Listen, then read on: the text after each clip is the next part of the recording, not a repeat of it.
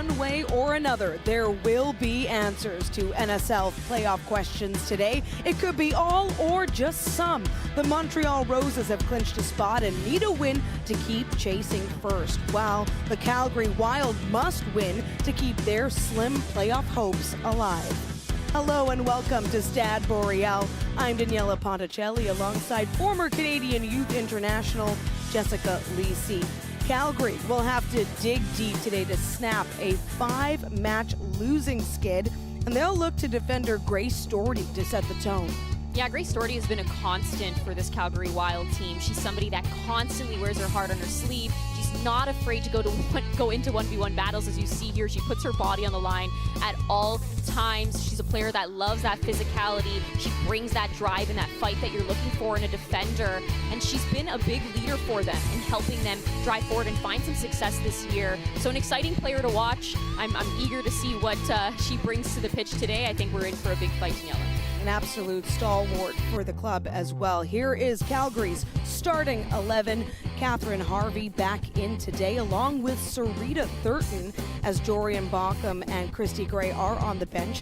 Sonia O'Neill gets her 7th start today, 4th straight for the Wild. We asked her earlier about the team being in must-win territory. Yeah, I think we can't control previous games, but we can control how we're going into this game. I think against Ottawa we brought more intensity, which is what we wanted defensively.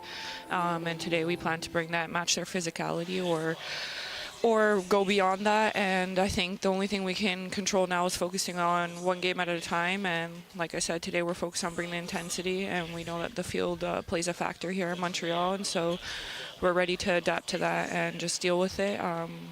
You know, we're playing for the badge today and for pride, and we need to get a win. Calgary bringing intensity, but would also need to stop the likes of Montreal's Noémie Paquin, who had 7 shots last match, 5 on target against Halifax. We've seen Noémie Paquin really grow as a player throughout the season. She's playing with a lot more confidence, a lot more drive to go forward and strike the ball on frame when she has the ability to do so. This was a great shot in their last matchup against Halifax. She created a lot of dangerous opportunities, and it's not just what she can do going towards goal. She also brings that fight and that heart on the opposite side of the ball defensively. And she was able to score this goal, which was a great finish. Again, confident. It does deflect and go into the back of the net. But Daniela, this is a player they have to keep an eye on. She's crafty. She has a high IQ. And the last time these teams met, she had 2 assists and 1 goal on the night. Some changes to the Roses starting 11. Defender Lucy Capadona returns, while Claire Munyard draws in. Charlotte Bilbo is under the weather. Bilbo is on the bench today. And Anne-Marie Laroche is the backup goalkeeper. Gabrielle Lambert is dealing with some hamstring discomfort. Also, Megan Sauvé gets her 22nd start for Montreal.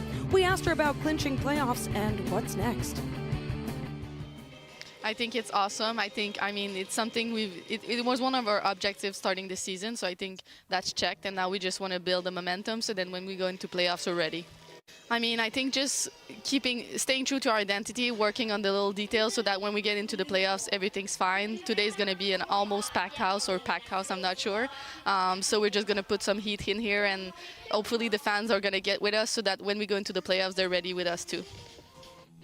And that playoff picture could pull into focus today. AFC Toronto oh so close to locking up first place. They had a 1-0 win over Ottawa last night, meaning the Rapid cannot catch first. However, Montreal has matches in hand, and they can certainly keep up that chase. They're in a great position today to jump ahead of Ottawa with a win. Meanwhile, Calgary in 5th has to win out now to keep their playoff dreams alive, and they very much need Vancouver, the Rise, to fall today, because that team just needs 1 point to clinch the 4th and final playoff spot. The teams are ready for the second last home match of the regular season in Laval when we return kickoff at Stade Boreal.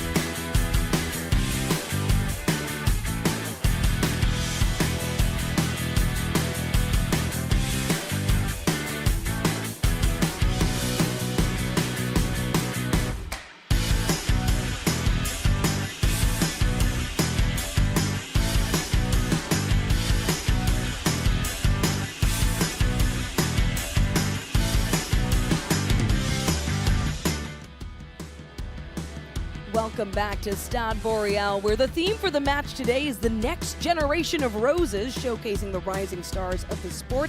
Some of them in the crowd today for this match against the Calgary Wild. NSL Soccer is presented by BMO, the official bank of the Northern Super League. Thanks for joining us. I'm Daniela Ponticelli, alongside former Canadian Youth International Jess Lisi. And we take a look now at Montreal. Stephanie Hill with 5 goals on the season, Jess, and delivering so much more than that for this team. Yeah, I think that right there, that stat, the fact that she is a center back, she's got 5 goals, says a lot about the quality that Stephanie Hill has. But her physicality and that big presence in the back line has caused teams a lot of problems, and it's definitely helped out this Montreal side. The last time these two teams met, Coach Bedford actually mentioned to us that Stephanie Hill's physicality made it very difficult for them to find their front players. So she's going to play a key role today in shutting down a Calgary offense. Game winners in both of her last 2 matches. Meanwhile, Calgary, as I've mentioned, looking to break a losing skid, and they're going to need help today from Calgary's Sarita Thurton.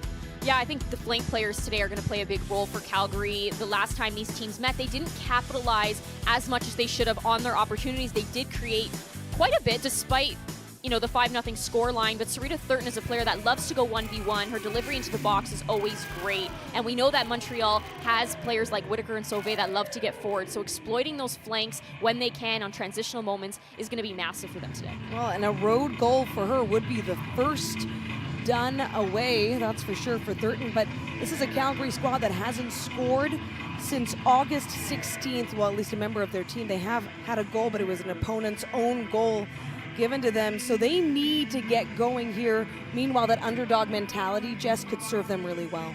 Yeah, I think sometimes going into the game as the underdog helps you mentally. It helps drive you, and Coach Bedford mentioned to us, no one expects them to win, and that's something that's helping drive them into this game. You want to go out there, you want to leave it all on the line, you want to play for your badge, and you want to end this season off strong, potentially getting those 3 points today. Nothing to lose, everything to gain. When you're already counted out, they want to be counted right back in. Montreal wearing their blue and red kit today with the first touch. Tanya Boychuk, their captain, their leader in so many other ways as well. Montreal also a side that would love to pick up offensively. They've been so good defensively. The team has only conceded 16 goals, and they haven't conceded a goal, by the way, in their last 3 matches. So they are a tough squad to get one by as it is.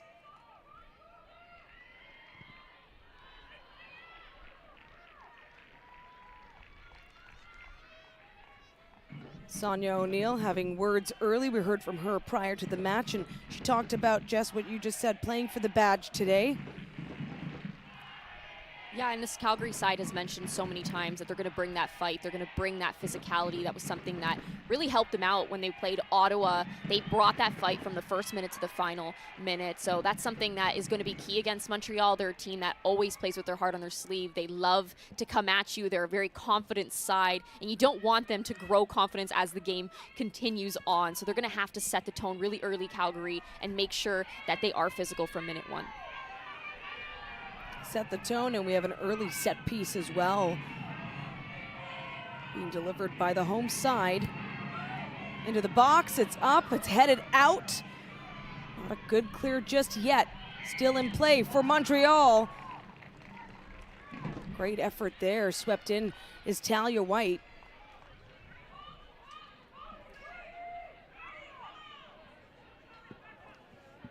The other thing Calgary has to be aware of, Daniela, and it hurt them last time these two teams played, is they're defending in and around that 18-yard box. It was too easy, it was too lackadaisical, there was too much time and space for Montreal to make decisions, to be able to strike on frame, and Montreal is a team you don't want to give that time to. So that is something you're going to have to be aware of. And it was a recent meeting as well, back on September 13th, 5-0 victory. I was in Calgary for Montreal. Our first look now at Montreal's head coach, Robert Rassatoyu, who, of course, is always honest and talked about how his team must be both confident and humble, which is a tough mix. But here they are. They know they're headed to the postseason, but yes, they still won first right now. A chance for Calgary, getting to work their first corner. Allie Green trying to trace it down. Instead, it's Montreal coming away with it, moving the ball up quick. Boychuk. O'Neill is on her, but Boychuk stays with it. He's looking for the pass there to Haley Whitaker. That was well defended by Sonia. She recovered. She was beat by Boychuk, but she didn't give up, continued to get back and ultimately broke that play up. But you're seeing the threat already, Daniela, and what Montreal has and how they will find those moments to play a slip ball through to a Boychuk, how brave she is to go at people and go 1v1. But then that recognition and finding the precise final pass. That one didn't come off, but she did recognize that the cutback was the best option. And the Roses threaten again.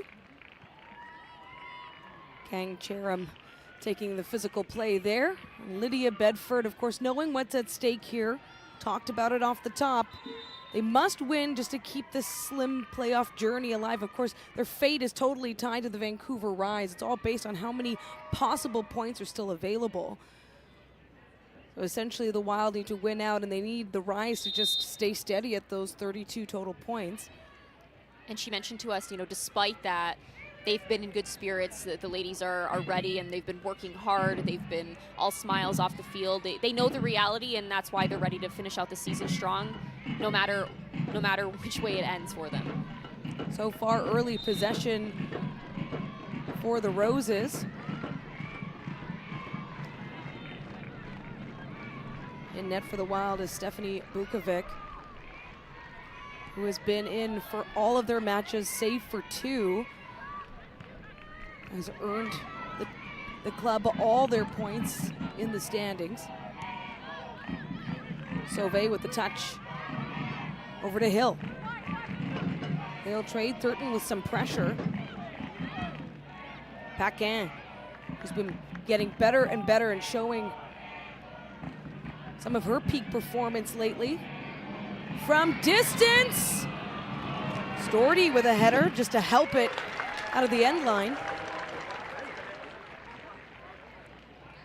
This is something that Montreal has found success in as well. Capadona with a great ball in, but Stordy doing well to read this and gets to it right before Paquin is able to get on that in a dangerous zone. Montreal and Calgary each have 7 goals scored outside the box this season. Montreal's so dangerous inside it, though, with 20 of their 27 goals. Across, an opportunity, that one skied.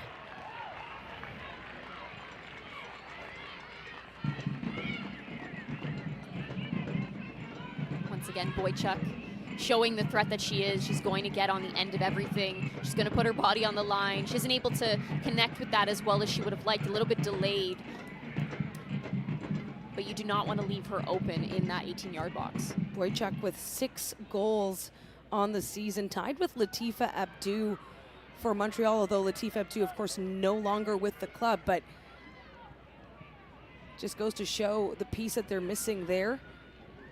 It's all about who will step up.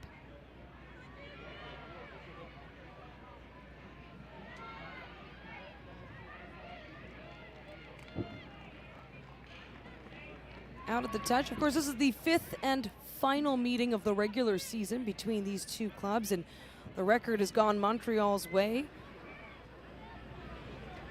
winning 3 straight. It was just the very first meeting that went Calgary's way. That was at McMahon Stadium, a 1-0 victory. Game winner scored by Janaea Robertson, who is starting today for Calgary. And so far, the only member of the Wild to score against the Roses. It has been clean sheets in the last 3.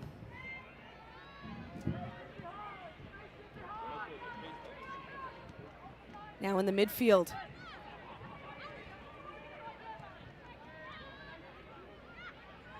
Ali has played it to the middle, now out to Sauvé. Sauvé patient, but Stordy keeping stride. It's once again well done by Stordy, forcing Sauvé to go inside and not have an option to break forward. You never quite know what to expect in matches like this with so much on the line, especially for Calgary. So intensity and perhaps the unexpected Asatoyu saying about his opponent today, they expect that Calgary will take risks, and what that looks like is of course to be seen. Stordy now, still working in the Calgary half. A gorgeous day in Laval, sunshine, 18 degrees Celsius at kickoff, a very light wind out of the east.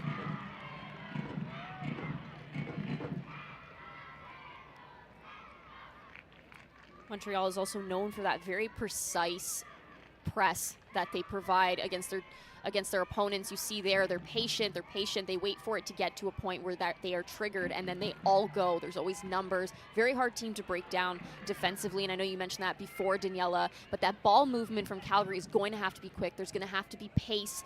There's going to have to be a lot of movement off the ball if they're going to try to break down a very organized structure that Montreal puts out defensively.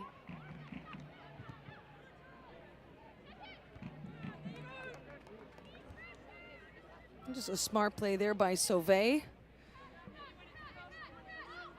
Keep it in the middle third, and now Stordy with the throw in. Over to her opponent. Calgary gets it back, looking to regain possession here. White plays it up, has Thurton, but covered easily by Sauvé.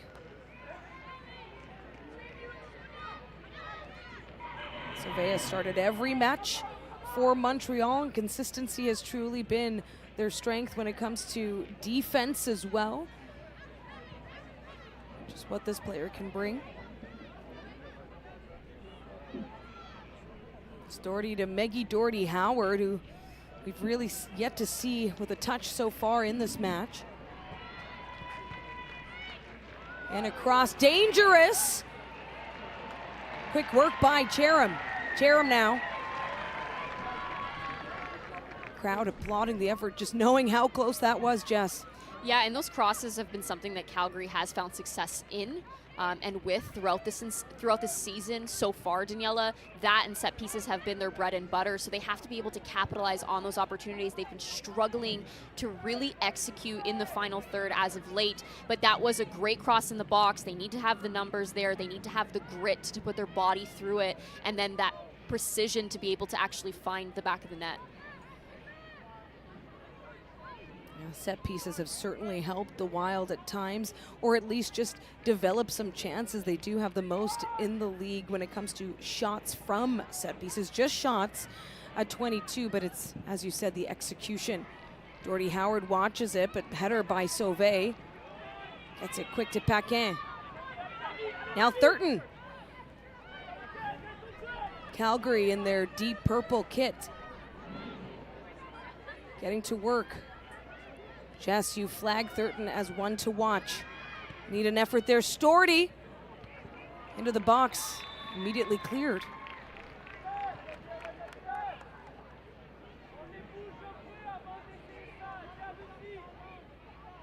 Already in the 12th minute of the match, still 0-0. And Jess, is this the type of tempo perhaps that you were expecting early on here? I mean, I think right now we're seeing a lot of balls being forced. It has been quite high tempo so far, so absolutely I think it always takes a little bit for teams to settle, especially when there is so much on the line. So I'd love to see either side really settle the ball and make this game their own. I think we're starting to see that a little bit with Montreal and how they are possessing the ball amongst the back line as well as moving forward in their midfield, trying to find those options. Right now, Calgary is looking for more of that direct play, it looks like, versus really trying to build up. You're seeing them try to spring Thurton quite a bit in behind, and you know, they like her chances to be able to go against Sauvé or whoever is on that flank against her.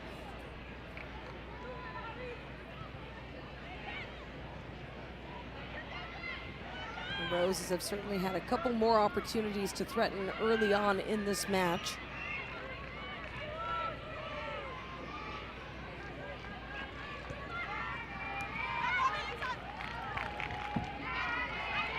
It's off Doherty Howard and thrown in quick for the Roses. Boychuk. Pass disrupted there. A touch by Catherine Harvey. Has been a big bright spot for the Wild since joining the club midway through the season. In fact, she scored their most recent goal, scored by a member of their club. That was back on August 16th, and that's just to paint a picture of the tough stretch it's been for Calgary lately. Yeah, I think Harvey's a player that has a lot of capabilities. I do think that she's capable of more than what we've seen. I think that she's made a difference, but I think there's a lot more impact that can be made from her. I also think that's the case with a lot of Calgary's forwards. They haven't really been performing. Obviously, there's no goals being scored. So as much as you can look at the overall team, there's also something to say about the forwards and their execution as of late. So I expect more from Harvey. I think that this is a game that she's going to have to sort of grow into and make her own, pick those moments, whether that's her just getting into the box and being a physical presence, or she's starting out the play, coming off the front and laying that ball off for Doherty Howard or whoever is playing that ball in behind to Thurton and the wingers. But her movement off the ball is going to have to be key. She's going to have to get into the box and be that physical presence, as I mentioned. So I'm excited to see what she brings, but she's definitely a player that's capable of more than what we've seen. Absolutely, from Coquitlam, BC. And if anyone knows anything about Coquitlam, it's also a lacrosse hotbed, so no surprise Harvey also played elite level lacrosse. And another running game, Jess. It's quite a flex to be great at multiple sports. Absolutely. To play at an elite level. Doherty Howard has the pass in, now Storty. Quick coverage by the Roses. Now Paquin as well. And that's something you always expect from Ali Hess. She's a player that's always moving on both sides of the ball. She wants the ball at her feet. She doesn't get it. She's into that next space. But defensively, she is always there to disrupt play. Savitsky with a good 1v1, but Montreal sends it back. Bit of a shove there on Boychuk's back. Crowd calling for a call. Thurton still back to work here. Robertson had a touch. The header off Boychuk. She tries to get ahead of White. Now an opportunity, Storty. I also disrupts that. Sorry, Danielle. I just want to point out as well, you're seeing that ball get delivered into the box. The runs in the box also have to have purpose. It's not a matter of just being in that spot. You saw Harvey sort of hanging out in behind the Montreal defense, not really making that front post run. Somebody has to make that front post run, even if it's just a distraction run. It pulls defenders out. It causes confusion in the box. So the runs have to have purpose from Calgary if they're going to want to be able to capitalize and find that open man. And Calgary is tied with Halifax in this league for the fewest goals from inside the box at 11. See if they can turn the page today. Change the script. They're looking to be the underdogs with some bite. Harvey loses track of the ball, and Chloe Minas plays it ahead beautifully. Cherim just can't jump ahead of O'Neill.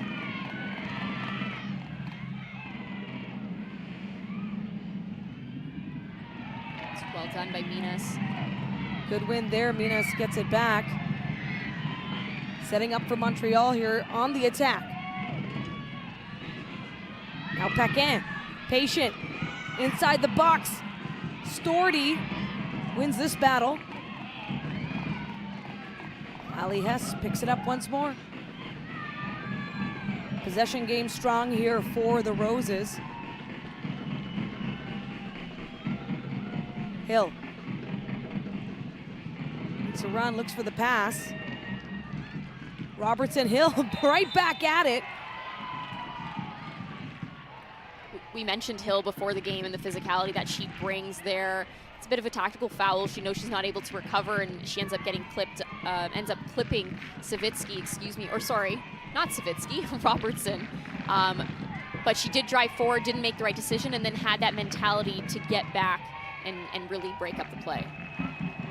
Thurton for the Wild. Coming in, Paquin takes the pass away. Savitsky into the box, headed out. Maggie Doherty Howard with just a Great little touch there. Gets ahead of Cherim. Booted out once more.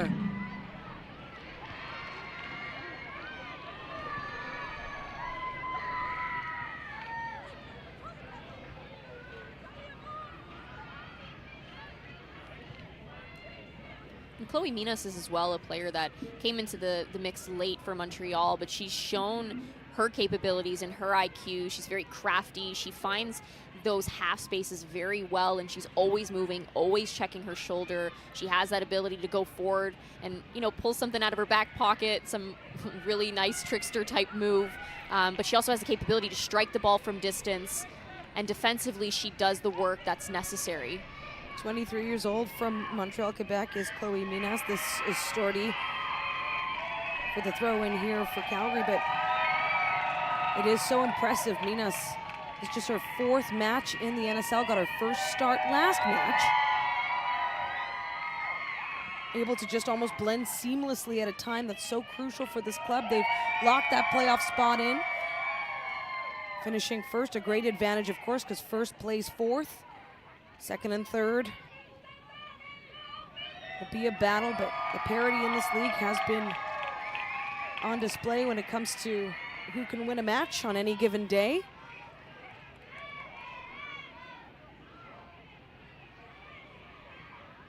Another look at Minas. We're talking about her pro experience in Europe. Played in Sweden's top division as well.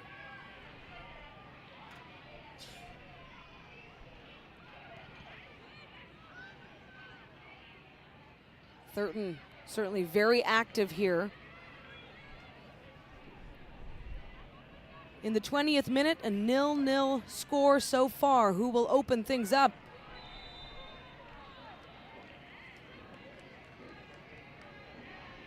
Some physical play as expected.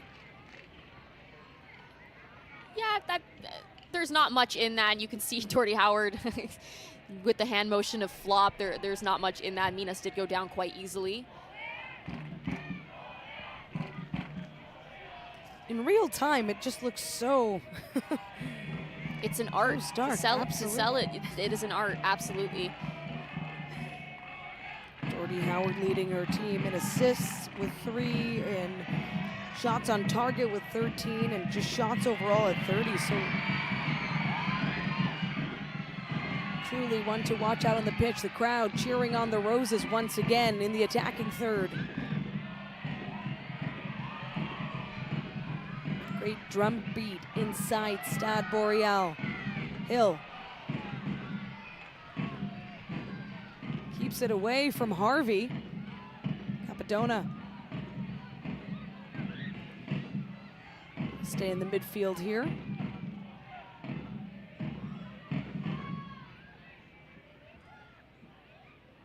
A great crowd for this first of a doubleheader in the NSL. Vancouver visiting Halifax.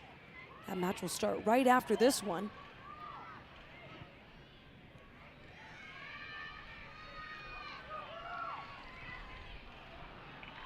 Whitaker. And the ball rolls past the end line. That final pass not coming together for Montreal as of yet.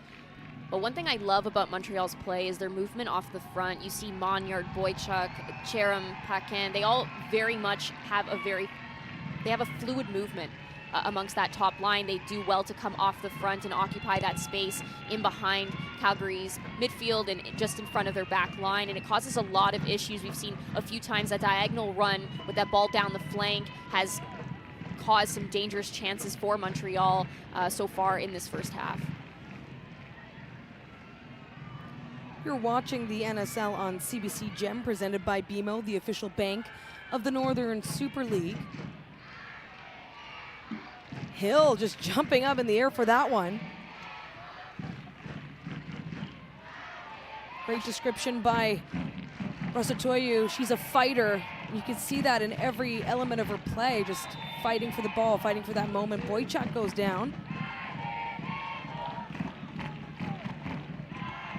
just mentioned how active they are off the front, and that shows it as well. Boychuk dropping into her own half to be able to get that ball back to goal, always looking to lay the ball off or spin if possible. And you have Monyard staying higher up, breaking the line, and they switch very frequently, and it makes them very dangerous.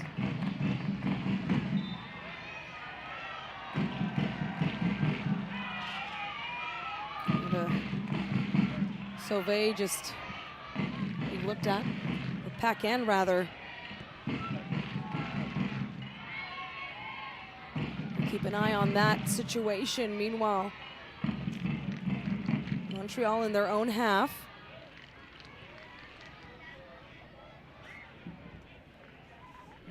Anna Karpenko with her 16th start of the season has picked up 7 wins, 5 losses, 3 draws for the club. So 24 of their 35 points on the table. Of course, that workload shared with Gabrielle Lambert.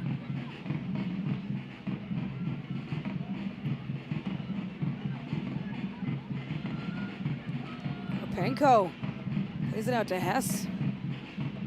One thing about Karpenko is she plays as that sweeper keeper, and that's something that Rosatoyu really loves about her game, and the fact that he feels that they have an extra player back there and takes that as an advantage. Another look here.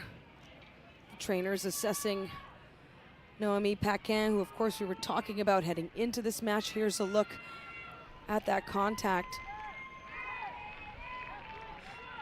Ooh, it looks like that Or ball might have, yeah, it looks like the ball might have caused her ankle to twist a little bit.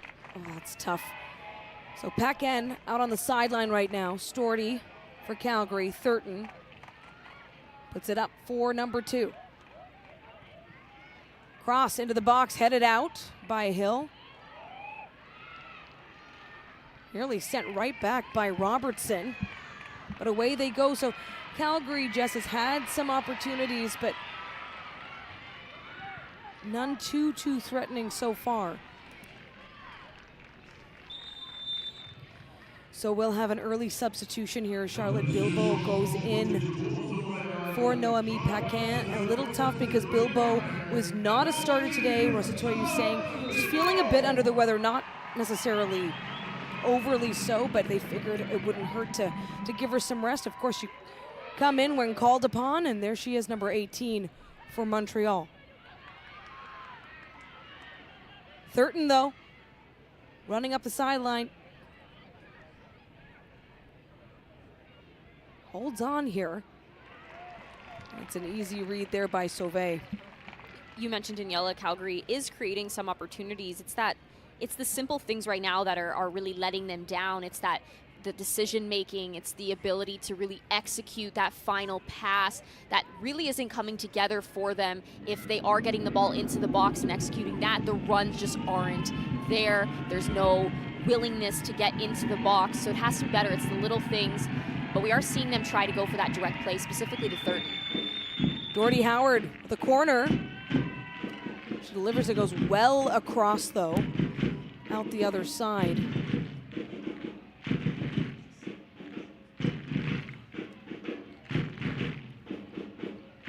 The Wild, now a throw in on the other side of the field.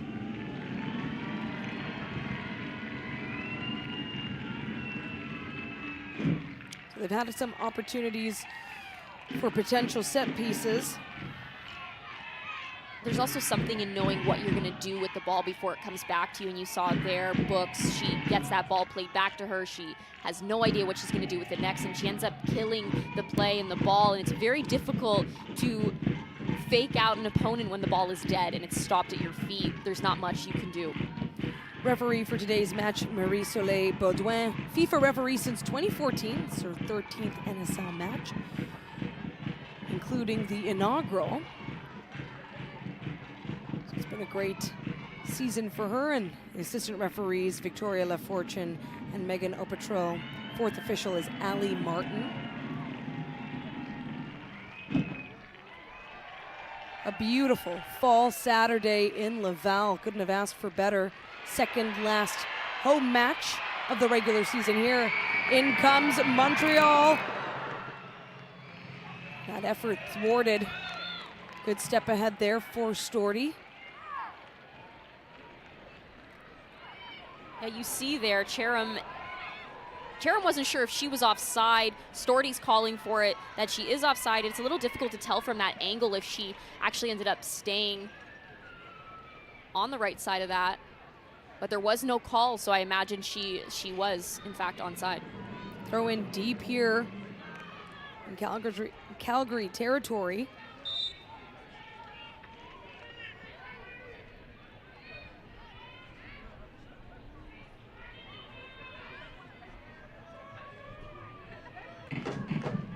The Roses looking for some space here. Hess gets it through the legs of Thurton. Keeps it across and up. It's booted right back out. Now Munyard getting to work.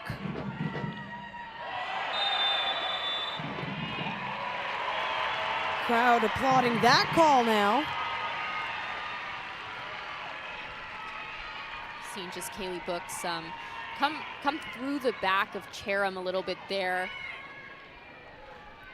This is a dangerous opportunity for Montreal, and we've seen the types of players that they have over the ball. They're all capable of striking this on frame or putting a good delivery into the box for very hungry runners.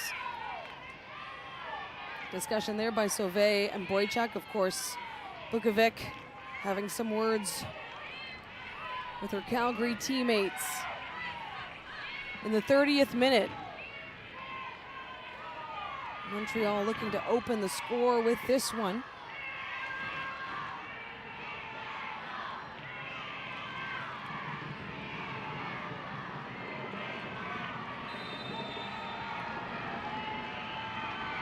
Sauvé, and it's just high. Looks like there might have been some contact in the box as well there. You saw Steph Hill on it, but you see here Sauvé doesn't quite follow through with her action. She sort of stops it, and that causes the ball to go over top of the frame, not really well struck. She also leans back a little bit, so she needs to follow through with that ball and lean over top of it to keep it down.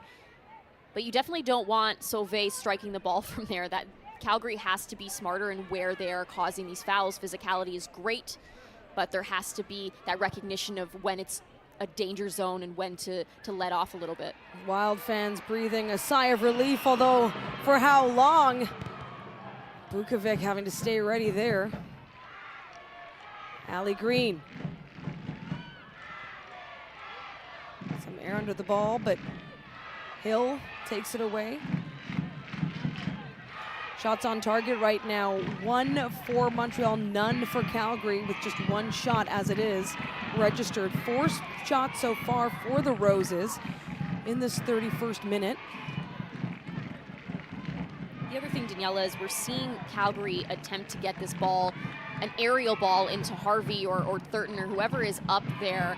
And when you're up against a player like Hill, who has stature that Hill has, it's going to be very difficult to beat her in a physical battle. So those strikers have to have the recognition of coming off the front and creating a little bit of space for yourself to be able to spin, to lay the ball off, but also the ball being played into them. It cannot just be a continuous aerial battle. They will never win it. They're about half the size of Hill, and she is somebody that not only has that stature, but she also has that heart, as we spoke about, and that physicality to her game that makes her very difficult to beat.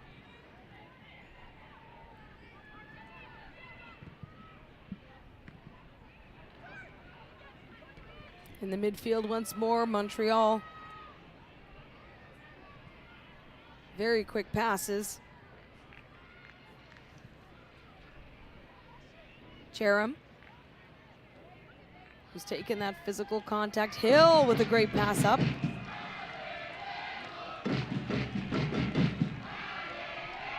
Bukovic. The far side. As Sonia.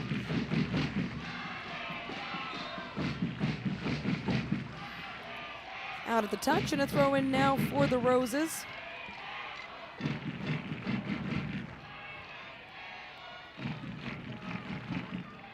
Capadona to Hill. Nice touch by Stephanie Hill. Grace Storty gets there first, so over to Bukovic and back out. Easy header for Hill. There's the crowd loving it, of course. The NSL has such great fans. I had to stay paused for a second there, Jess. What was gonna happen? Here's that drum beat that's being supplied throughout the match so far. The energy is always so fantastic. Everyone dialed in, and some matches where that drum doesn't stop at all. Trying to will the Roses here to get ahead, nearly completes that. Bilbao, an early substitution for Paquin. If you're just joining us, Noémie Paquin, the rookie who's been doing so well. Just assessing a potential lower body injury. O'Neill to Thurton. She looks to get ahead. Up now for Harvey, but out of position. There has to be better recognition there from Harvey. You see her pulling out wide to attempt to hold her run, but you have to be able to look across the line and recognize that you are a little bit ahead of Montreal's defense, and that was well done by both the center backs to recognize that and step just a little bit. But being able to hold your run and not being too eager is something that's key as a number 9 if you're going to want to create dangerous opportunities by breaking that line.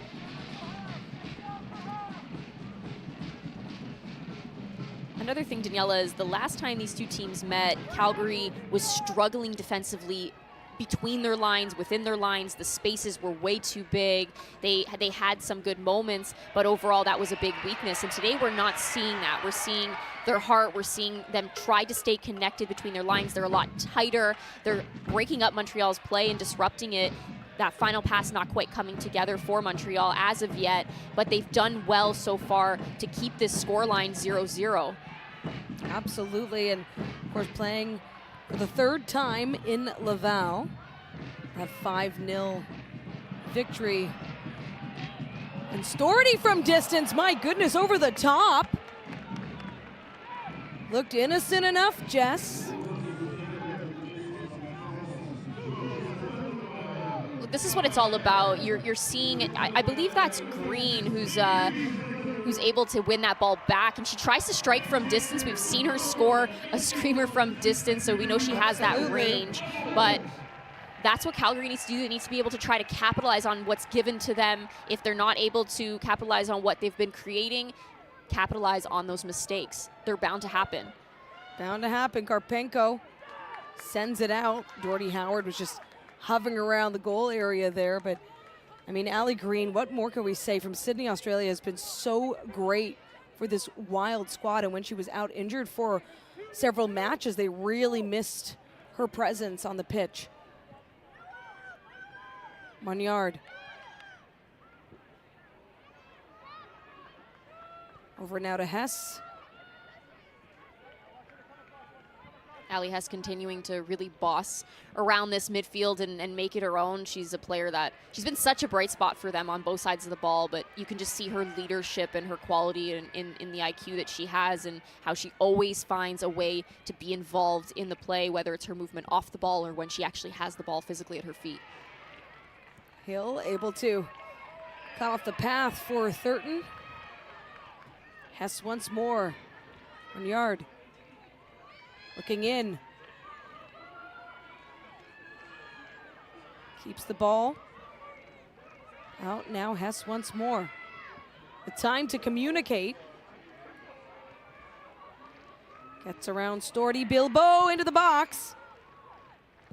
Calgary looks to clear.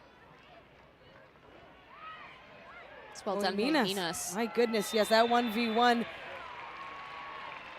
Of course, when you just play your way, it will go your way. Seen a bit of that frustration come out of Thurton as well. But Minas does well here to disrupt this, win the ball back. And a nice little turn there And that's where you see that shirt pull from Thurton, just some frustration that Minas is able to recollect that ball and for Montreal.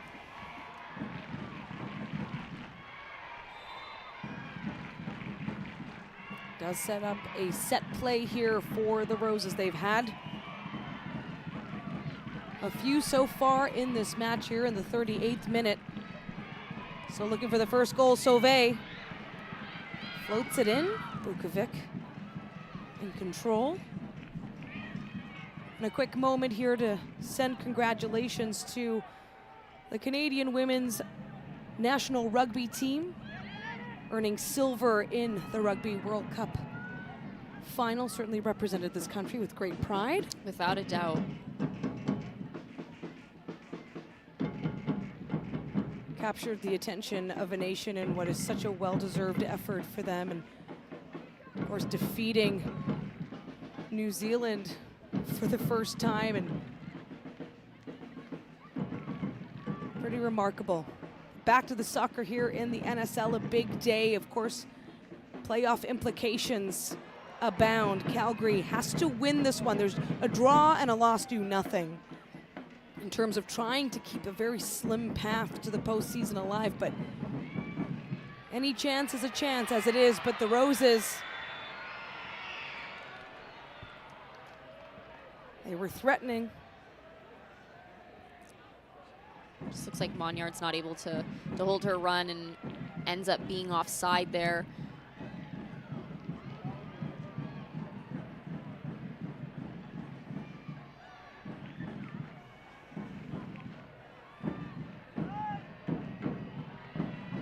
It's well up by Capadona. Here come the Wild now. No shots on target so far. Doherty Howard from distance. Karpenko just settles it down right in front of her. There's not enough behind that to really challenge Karpenko.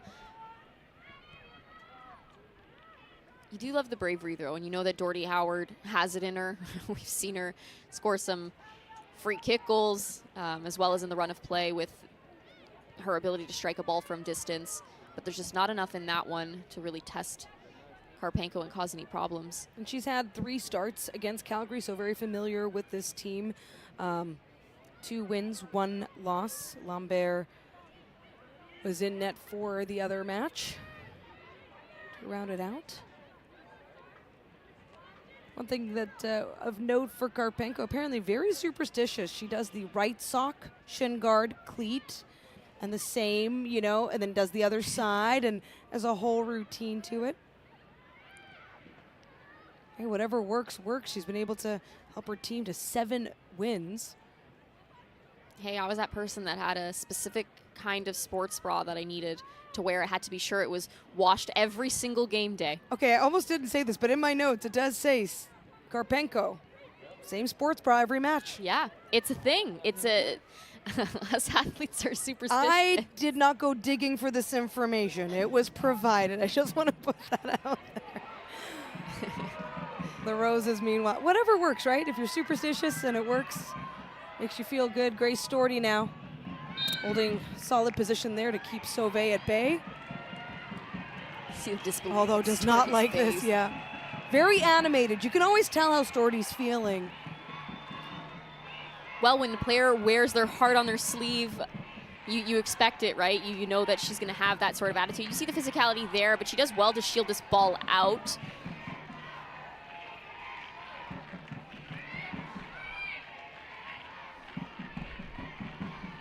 It's a corner for the Roses. Can they capitalize this time?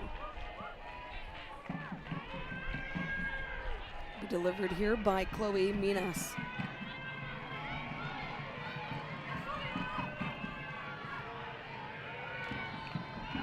Got some tall bodies inside the box as it is.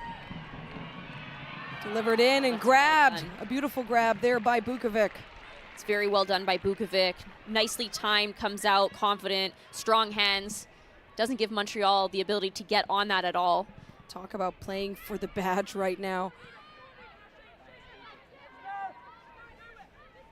And when I say that it's really been all Bukovic, it absolutely has. This is her 20th start. Her 13th straight, just to give you some perspective. So no days off. And I understand when you're the starter, you know, that could very well be the expectation, but for some of these other teams, they've been able to balance it out. Another look at this big save. Yeah, very well done by her. She comes up strong hands, especially when you have players of the stature that Montreal does. They definitely have some height on Calgary overall, so very confident from her to come out and hold that. Puts the ball into the Montreal half, but the Roses solid with their clearances as it is.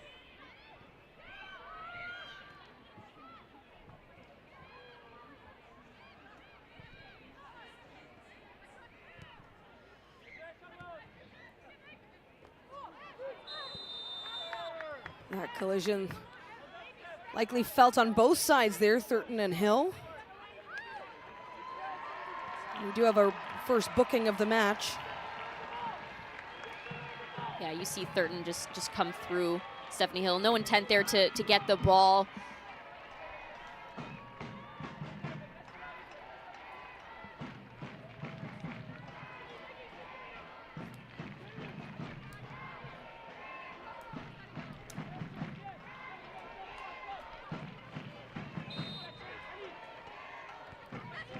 So play will resume. As to Sauvé, that is Thurton's second yellow card of the season. First yellow card of the match, of course, for either side. Expected physicality, we know that it feels like even for the teams, of course, that have clinched playoff spots, Jess, we've seen that intensity absolutely ramp up. Yeah, without a doubt. I think, you know, there's as much as they've already clinched that playoff spot, they're still playing for which spot they will finish in. So there's always something on the line. There's always more to prove, you know, whether you've clinched first place or you haven't, which obviously no one has clinched first place as of yet. Everyone's chasing that. But there's always something to play for, Daniela. Whitaker takes it up inside the box. Doherty Howard gets it out of harm's way. And back once more. Allie Green already had a shot at distance earlier. Takes it inside. Across Doherty Howard. Kept out. Calgary, another chance, another save. They find the back of the net. Calgary opens up the scoring in Laval.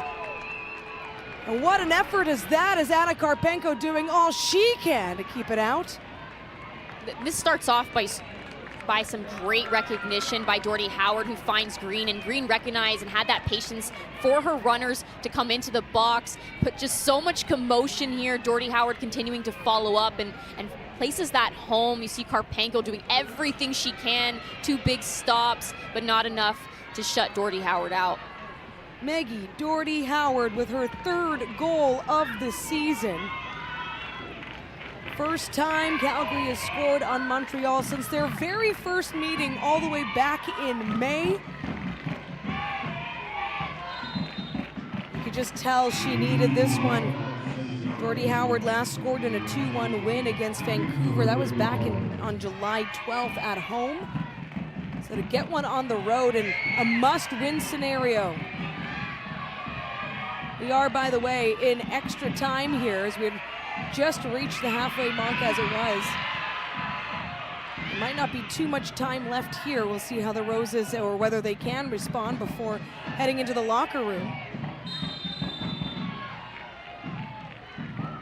That's quite a way to finish out the half. We've seen so far in this half Calgary struggling to connect that final pass, a little bit wasteful in how they're playing direct, but it comes off that time. Great recognition by Doherty Howard to switch the point of attack, and then numbers getting forward and providing the amount of grit that's needed to put one away.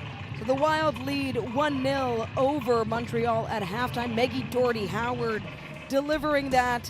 Coming up next, the NSL Halftime Show. Don't go anywhere.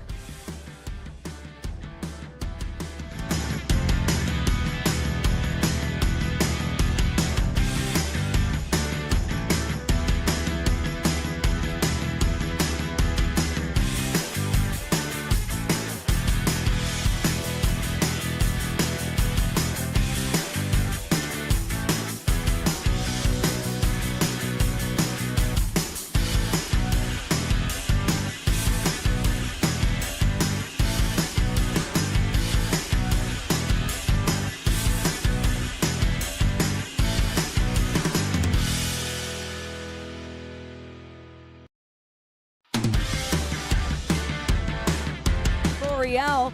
Canadian women, they've been dominating in sports. Now for more on the rise of Jade Riviere, let's send it over to Andy Petrillo.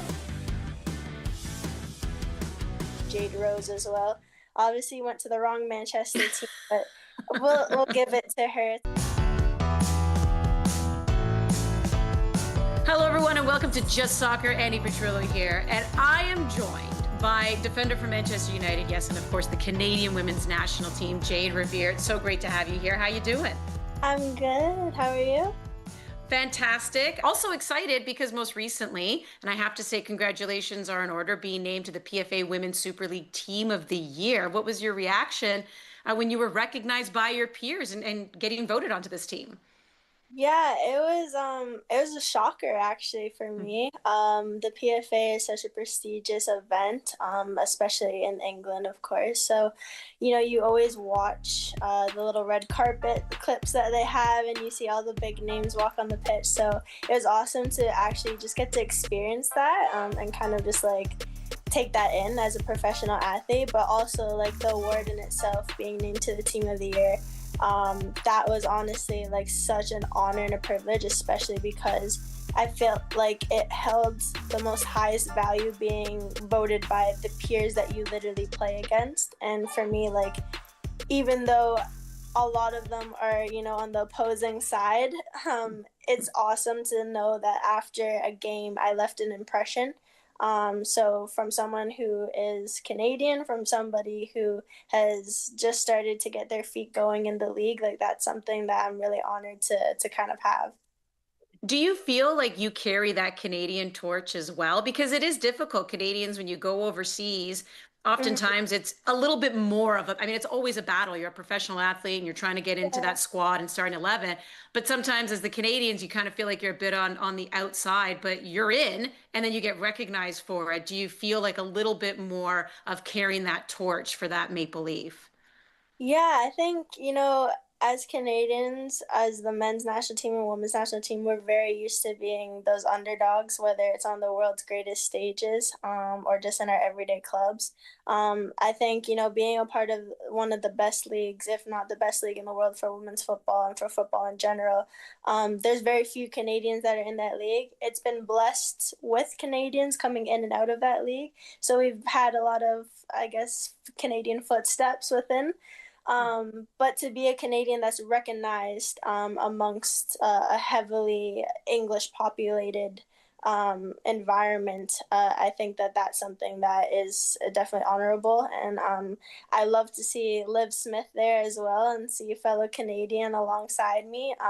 So I think we were both really proud to be able to kind of represent Canada that day.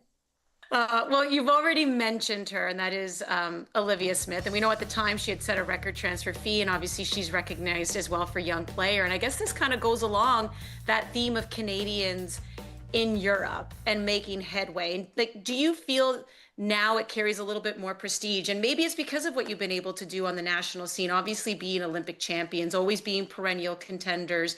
On the men's side too, they've qualified for the World Cup. Do you feel like there is any kind of change now when it's like Canadians are maybe coveted more so than they were in the past? Yeah, I think so. I think it definitely puts a lot more respect on Canadians' names. And I think, in the women's game, you see it, in the men's game, you see it. Like, there's always big transfers or rumors about big transfers or people breaking records. And I think that it's like becoming more of a common thing, being able to see Canadians kind of be the pivot or at least on the top of people's radars now. I think all it does really is it puts Canada on the map, but it also, inspires a generation of those young girls and boys that look up to us to be able to see that, Canadians can make it outside of Canada. As you know, it's the inaugural year of the Northern Super League. And I'm wondering if you have a soft spot for any of the teams. I'm just curious. Yeah, I was actually very fortunate to be able to go to a game. I went to see AFC play, so that was awesome. I would say, because they're a Toronto team, I obviously would have to root for them because that's home for me. But no, it's been an amazing watch. It's been amazing to see how quickly the league has progressed, might I say, and the just competition development that has grown into it, the investment that's been put behind it. And honestly, it's just great to be able to say that Canada has its own league now. I think, in the next 3-5 years, it's going to be something great. And hopefully maybe one day I'll be able to go back to the league and be able to play in my own backyard, and have my parents be able to come and actually watch me from a 30-minute drive instead of a 9-hour flight. Jade, this has been a ton of fun. Wishing you the best of luck the rest of the season, and appreciate you joining Just Soccer. Thank you so much for having me. Great chat there with Jade Riviere. And check this out, the next generation of Roses. That is the theme for today's match, showcasing the rising stars of the sport. Just my heart. I love it. But also look at that tenacity and intensity. They're learning from these pro players. There's a little mini 3-on-3 matches taking place. Oh, yeah. We got the celebration cartwheels as well. And guess what? Calgary celebrating late in the first half. Talk about extra time, making it count. Yeah, this was a great finish by Calgary. It initially started with Doherty Howard's recognition to find Green on that far side, but Green recognizing that she needed to hold up play a little bit, pulled out some moves, and then found Doherty Howard when she cut that ball back. But you see that grit and that fight to follow up the ball from both Harvey and Doherty Howard. Karpenko putting up a good fight, 2 big saves, but wasn't able to keep it out in the end. And that was the only shot on target for Calgary in the first half. Meanwhile, Montreal, they looked so good, but the final touches they just really weren't there. Yeah, and this is a team that we know has great build-up. They faced this issue in a few matches so far this year. But you see here, Whitaker gets forward, plays that ball through, but it is into nobody. It's over hit. They just weren't on the same page as far as that final action, that final decision. And when they were, the precision of the pass or in the decision just wasn't quite there. So they have to continue to create those opportunities and go forward, but they have to find a way to execute and be more precise in the final third. It's not a matter of creating if that final pass is not coming together. So you're seeing there again just a wasted ball. So it has to be cleaner for Montreal in the final third. Absolutely, a team that's looking to get going. See the shots on target. Apologies, it was Montreal that only had the 1 shot on target.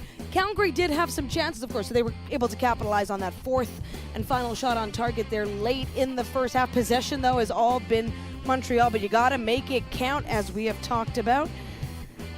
When we return, second half action as Montreal will look to get ahead of Calgary here at home.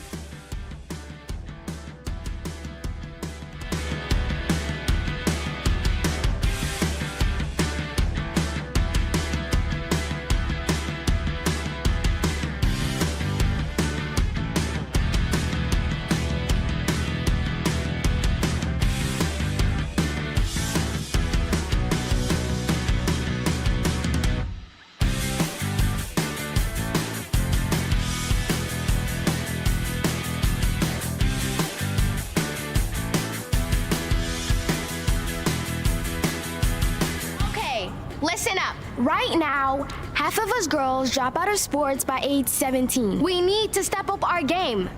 Miss Sung, let's work on getting us better court times. Mr. Morris, remember, more sponsors means more girls on the field. And Coach Weber, Dad.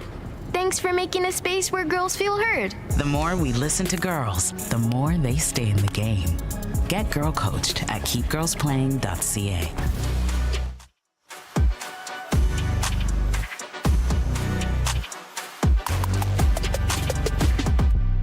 Welcome back to the NSL Halftime Show, presented by BMO, the official bank of the Northern Super League. And of course, it's been all playoff.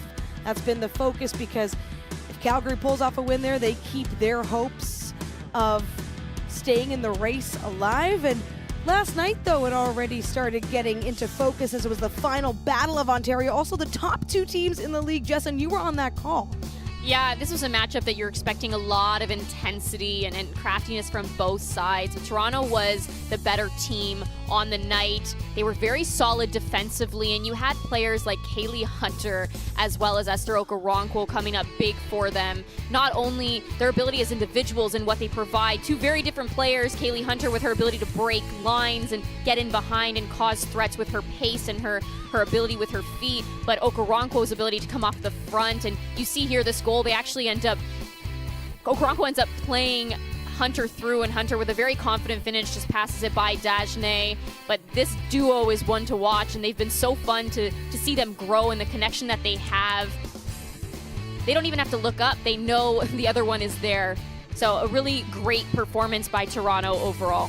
Well, final battle of Ontario in the regular season. We'll see if they might meet later on, but that win, of course, bringing Toronto oh so close to locking up first place.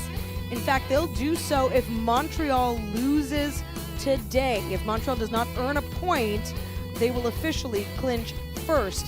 Meanwhile, the Roses, there's still another half to go. If they can pull away with a victory, well, they're able to keep in the chase, and they can also get there as well with just a point. But this match, the next one, coming right up 2 p.m. Eastern in Halifax. This is big because if Calgary pulls through with the win, they stay alive, but they need the Halifax Tides then to take down the Vancouver Rise in their 5th and final meeting. With the Tides, they're still looking for their first win against Vancouver and their first win since July 12th. So we'll see how that plays out. When we come back, Stade Boreal is popping as we get set for the second half.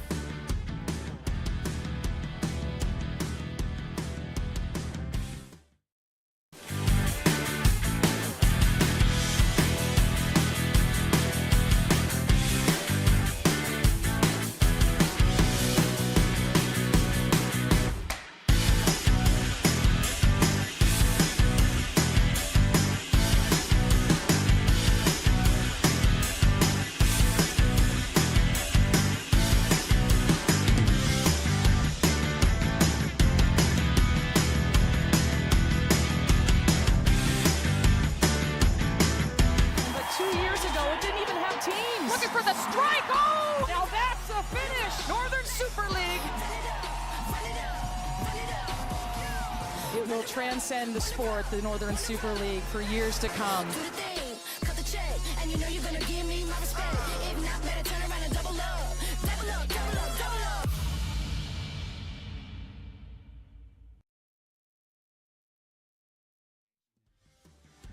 Welcome back to Stade Boreal. I'm Daniela Ponticelli alongside former Canadian Youth International Jess Lisi. The crowd ready to go. They want to cheer on their Roses to a victory right now, trailing Calgary Wild FC by 1. That's their first goal conceded since August 30th. That's 29 days, Jess, and really shows as well the defensive effort of Calgary, a team that lost to Montreal 5-0 not that long ago, September 13th. Yeah, the last time they played, they struggled on both sides of the ball, but defensively they were poor, and they had those gaps and those spacings in between their lines, within their lines. At the top of the 18, they weren't close enough to really shut down a threat. So I want to give them their flowers for that first half. You saw them wear their heart on their sleeve. They stayed true to their structure. They were a lot more connected, whereas in the final third, obviously they were able to finish one off, Daniela. They had 4 shots on goal, as you mentioned, but they weren't threatening enough. You were seeing a lot of wasteful balls, a lot of direct play just being forced into nobody, or decisions to play an aerial ball into a player like Thurton or Harvey in against a player like Stephanie Hill. So there has to be better decision making. They have to be cleaner in that final third to create more threatening opportunities. But now they're coming off of that momentum. So I'm curious to see how the second half goes, how Montreal reacts, as well as the heat that we're going to see from the Calgary Wild. And a second half substitution here. We see number 4, Dorian Bochum, drawing in, and that means Catherine Harvey is subbed out, and Harvey was in on that swarm around the net, of course, with Maggie Doherty-Howard.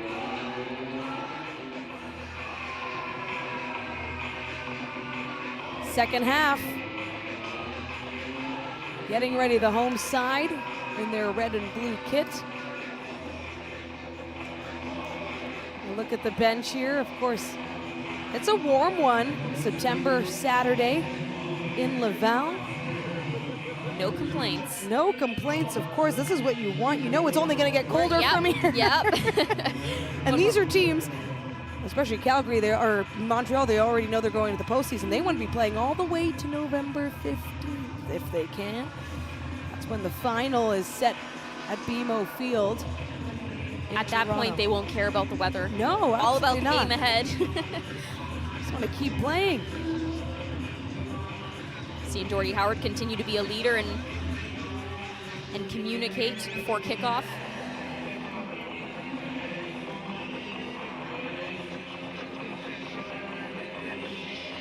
The referee's having some words here with Bochum. I'm thinking it's the fact that, yeah, the whites of her socks, they're supposed to be the same color as the purple there. Some referees let it go, others do not. Okay, so that's the holdup here. She actually debuted, by the way, and had her first NSL start in Montreal. That was a 2-0 loss back on July 26th. Okay, bring out the tape. That'll do. We will get the second half started. And luckily, they had some purple tape on hand. I guess you would expect that, but... Really not what you want when you're about to come in is the second half substitution here. See it on the screen once more. Some officials are stricter than others. So Montreal had the bulk of the possession in the first half, around 66%, but only one shot on target.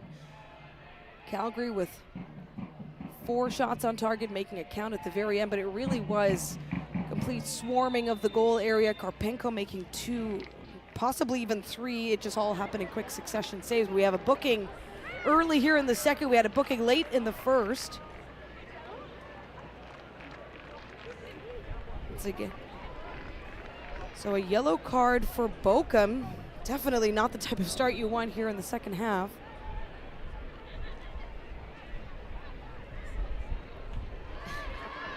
Zoomed in at those socks. Yeah, the tape job not quite covering all the whites of the sock there. Don't need any more distractions right now. The Wild, of course, getting that late goal, so you have a breather in the locker room. And Jess, what would you imagine that conversation being?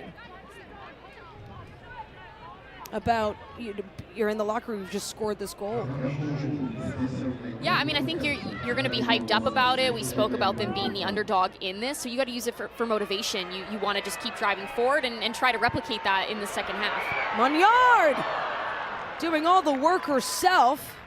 Just over the top once more, so a couple of those for Montreal as well in this match. Monyard is a player that Rosatoyo has mentioned time and time again, has the ability to strike from distance, and we've seen her do it in the second half of the season, not so much in the first half, but that's something that we're looking to unlock from her. You want to see her do it because she has the capability. Again, leaning back in that exact opportunity, but she's somebody you want to have the confidence to go forward, take that strike when it's on. She earned her first NSL goal and assist in that 5-0 win over Calgary, so might also be something, just something about playing this Wild squad. Bilbo, who didn't start the match, came in as an early substitution for Noémie Paquin, in case you're just joining us, wondering where the rookie is. Of course, Rosatoyo saying great things about Paquin, not wanting her to sit back, wanting her to step up, and hopefully whatever issue she was having with her lower body gets resolved shortly. They'll certainly miss her. Jordy Howard, the great pass through had Bochum.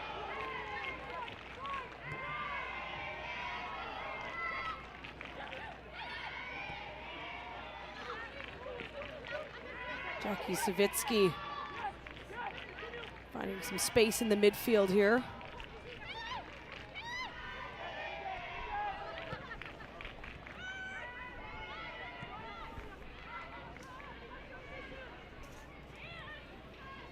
Seeing Jordy Howard there looking for that switch ball once again, just not able to execute it that time to find Thurton.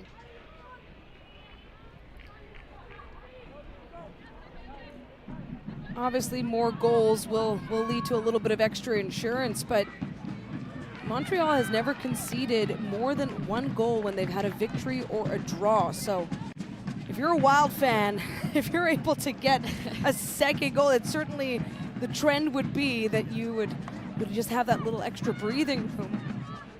You never know, still plenty of soccer left.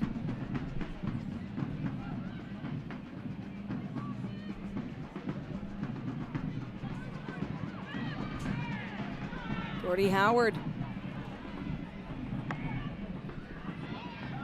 Through to Backham. From distance this time.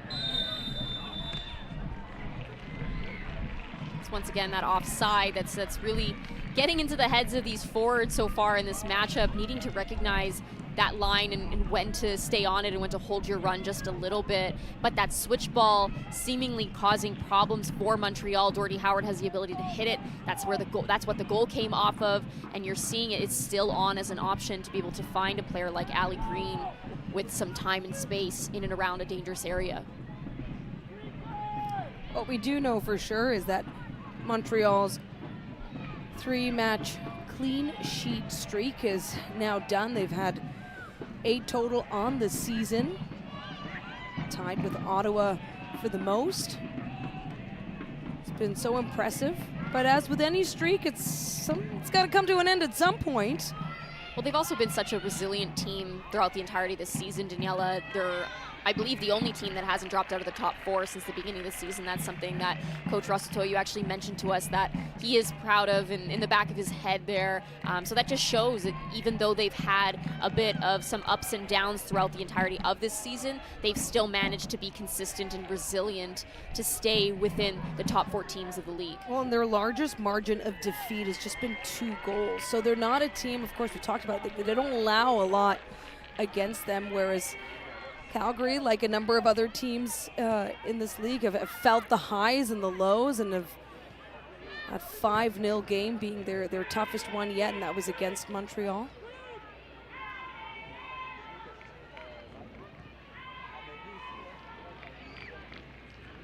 But the stats are just numbers. It is all about what plays out truly in the moment. And here comes Montreal! The quick stop is Bukovic. But Sauvé just dancing it into the box, or at least along the edge. That was a great play by Sauvé. It starts with some good footwork from her. I believe she might have even megged here. Let's take another look at it. Yep, she megs Sarita Thurton, and she continues to drive forward, confident outside of the foot pass. You see there Cheram playing it back, but Sauvé doing so well to continue to drive forward, but isn't able to create anything dangerous in the end there. She strikes it right at Bukovic, doesn't test her at all. Just needs to play it simply into the corner in that moment, but it looks like she might have overthought it and tried to strike it a little too hard and then didn't connect with it well enough. Spoke with her before the match and talked about what do these last remaining games of the regular season mean, and she said it's all about intensity and momentum, and that's exactly what Kaylee Books is trying to deliver here. Once again, Ali Hess coming in clutch for Montreal. Her defensive work continues to be outstanding for them.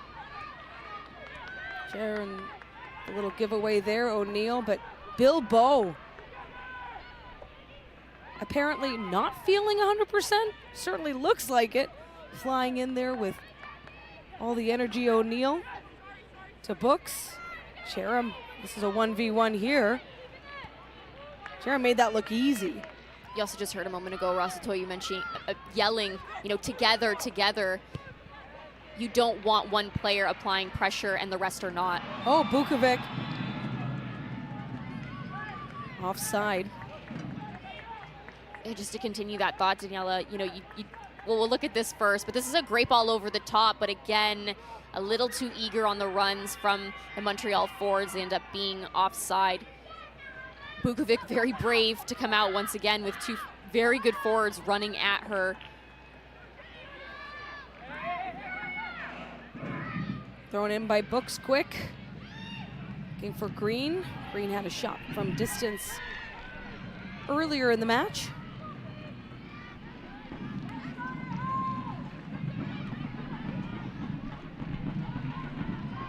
Good combination play there.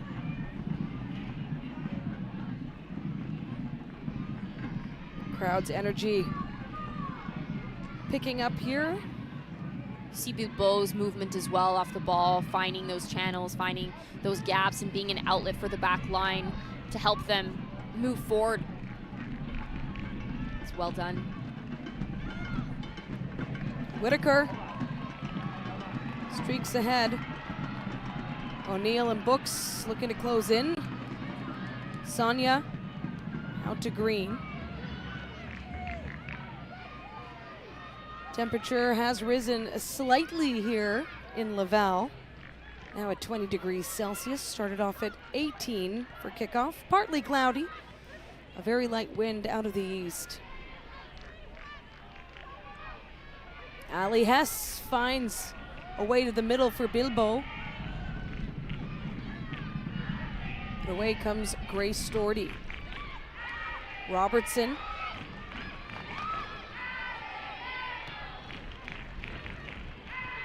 Green's pass now belongs to Cherim. The midfield for Tanya Boychuk. Boychuk, heavy Calgary traffic. Good pass. Boychuk denied in close contact there. And we saw the last time these teams met, Tanya Boychuk did exactly that. She had time and space. She drove towards the net, no pressure, and struck it home. Bit of a shove there from Boychuk on the back of Thurton as well. In the 56th minute here, still a 1-0 game for Calgary. How we entered the second half.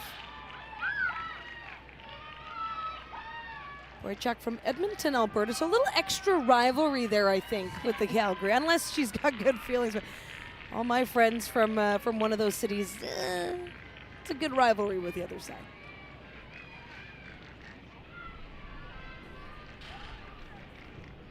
Possession once again, Montreal coming into this half around 66, actually just a little over it, still there. We've seen them dominate on the ball as far as keeping it and trying to create opportunities. That final pass still letting them down the decision of what to do, when to shoot, when to cross. And then when they do make the correct decision, just being able to execute that cross or that pass. Marie Soleil Baudouin, referee for the match.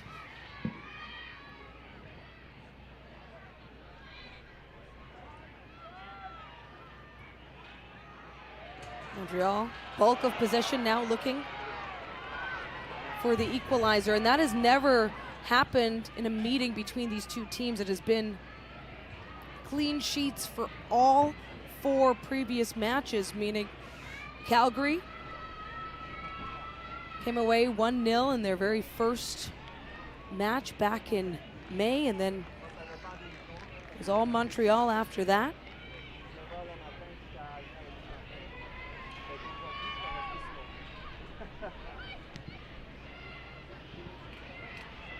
The Roses need to earn a point here to keep their fight for first alive. And that would end the run and the dream for Calgary. Would also, Vancouver Rise fans, hope you're watching this match as well, because that would also send your team through to the playoffs without needing to stress as much about the next match. I'm sure they're following along. Another big opportunity here, set piece, something Calgary has been great at all season long. So we'll see if they can capitalize to be able to get their second goal here. Doherty Howard in to deliver.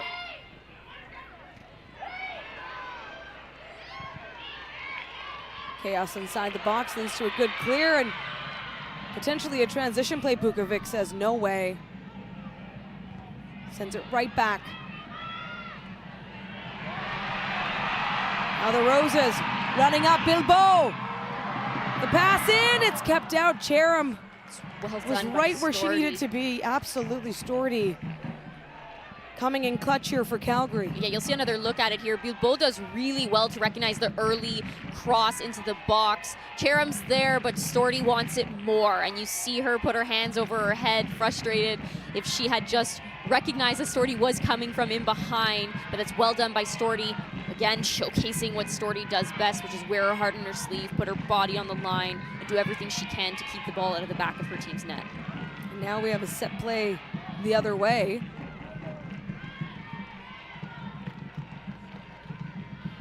And we know that Montreal can be dangerous in transition.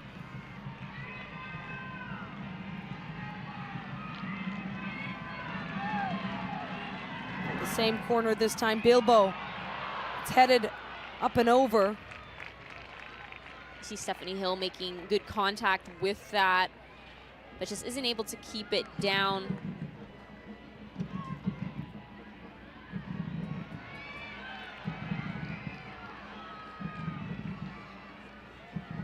Roses. Still on the attack, Minas. Oh, Doherty Howard able to position herself. Check that, it's Bochum.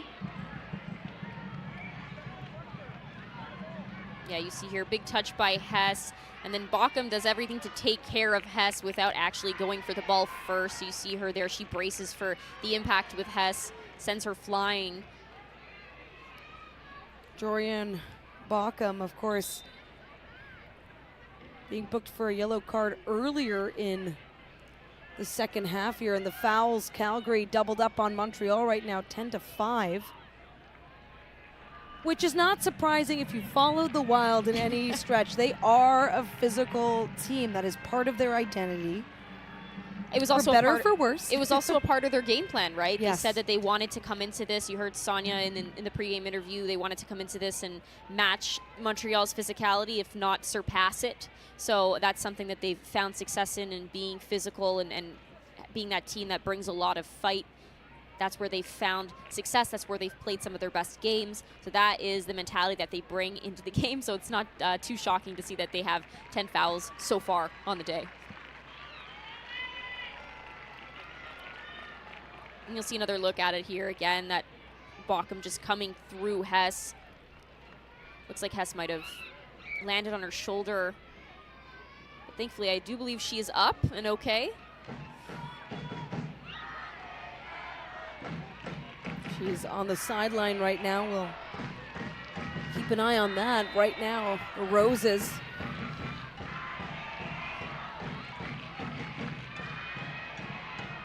Headed out by Calgary, and Maggie Doherty Howard sends it well up into the stands.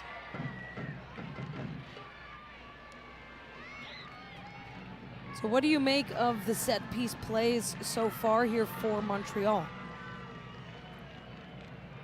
Never mind, they're getting right back.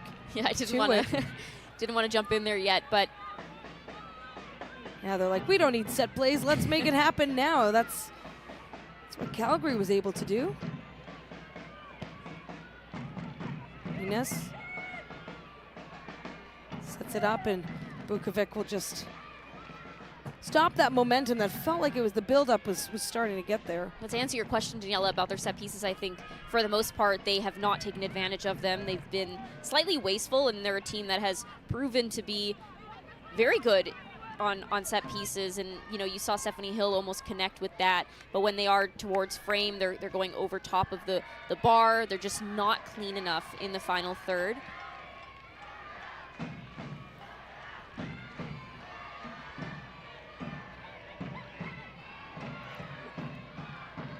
Quick little give and go there. Now Thurton bring up the right side. With the box, it's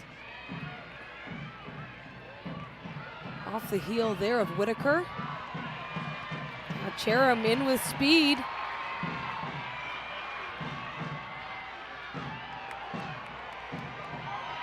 One v one with Books.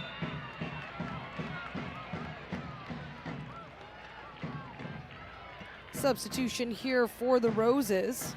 Jody Smith coming in for Claire Mignard, and Jess Munyard has felt like she's been oh so close to getting that goal. Yeah, she was able to net her first ever goal, actually, the last time these teams met on September 13th, as you mentioned. Daniela was a great finish at that, but she's somebody that's been very good for them in the second half of the season, very active off the front, a big physical presence. We're seeing her a little bit more confident in and around the 18, striking from distance. So she's definitely been showing her growth in the second half of the season, been a bit of a bright spot, especially as you mentioned, they're filling that gap of Abdu and trying to piece things together in the attack. So she's definitely stepped up for them.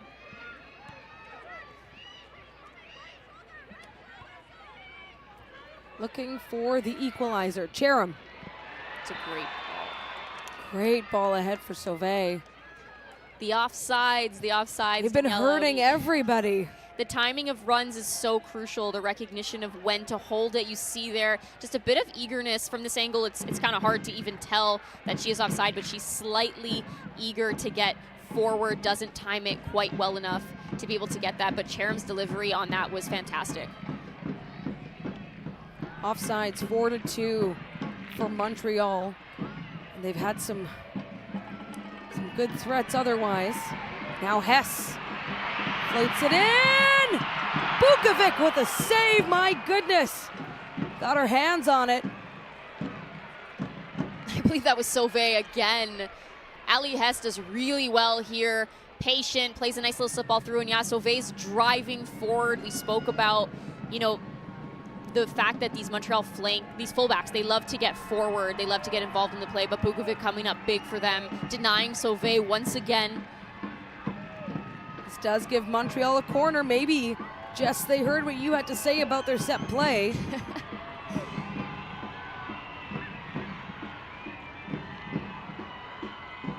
Great delivery. Just felt like a small nudge out there for Calgary. Very crowded penalty area. We will see 2 substitutions when the time comes. Not quite yet.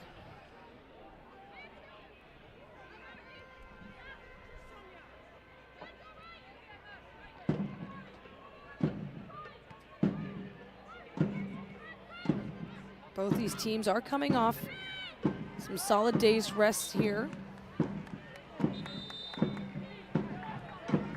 So Calgary, the team that must win, the team in the lead right now, making some changes. So Sarita Thurton will sub out with Christy Gray. Meanwhile, Allie Green will exchange with Callie Johnson. Johnson, of course, was off to such a roaring start with this club, 3 goals. She was their goals leader. Now, of course, Doherty Howard is tied with her after the late goal in this match. She only played 8 minutes last week. You're seeing the immediate impact here with her physicality. She had Bockham. I also mentioned before the game, Daniela, that, you know, the flank play is going to be huge, so having some fresh legs out there, but you're just seeing here, she stiff arms Whitaker and finds Bockham, but Bockham turns and strikes that far off frame. But those wide areas are still going to be huge. You saw in the first half that goal came off of that switch of play. You know that Whitaker and Sauvé, we've seen them so active in the attack. Oftentimes in those transitional moments, it is on, and you're able to exploit Montreal going down the flank. So they have to make the decision quicker when they're in transition and look up and recognize that they can play it forward to their strikers. Johnson from Sydney, Australia. Also, to me, an extra threat here. She plays with both feet, comfortable.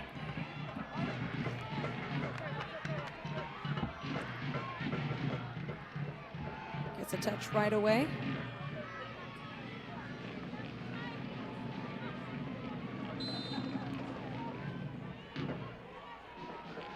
Just a bit of a push there on the back of Dubois. If you're just tuning in, you're watching the NSL on CBC Gem, presented by BMO, the official bank of the Northern Super League.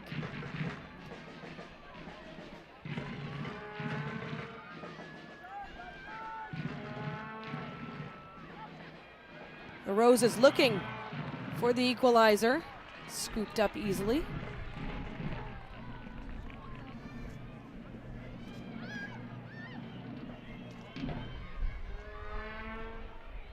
Whitaker ahead of Johnson. Ever since you mentioned Ali Hess's control, Jess, I keep thinking it does just feel like everyone else is in her office right now. Yeah, you see it. You see her movement. She's always playing a part, whether she's on the ball or not. She's directing people. Defensively, she gets involved. She breaks up play very well. Offensively, she finds the ball. She finds the spaces. She makes the runs. Everything you'd want in a midfielder.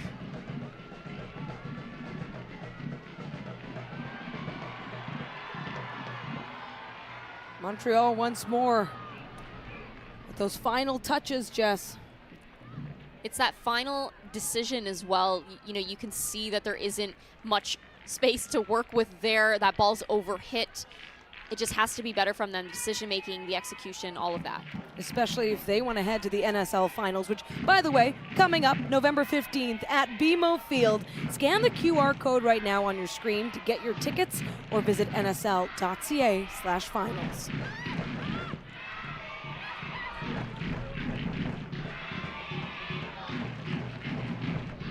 Jordy Howard, who has the lone goal so far in this match. He's looking up for Johnson. Johnson, very, very comfortable with the stiff arm. The physicality has always been a part of Callie Johnson's game. It's absolutely tough for the Wild and their fans when Johnson went down with an injury, and it's kind of lingered there when you think that her last start was all the way back in May.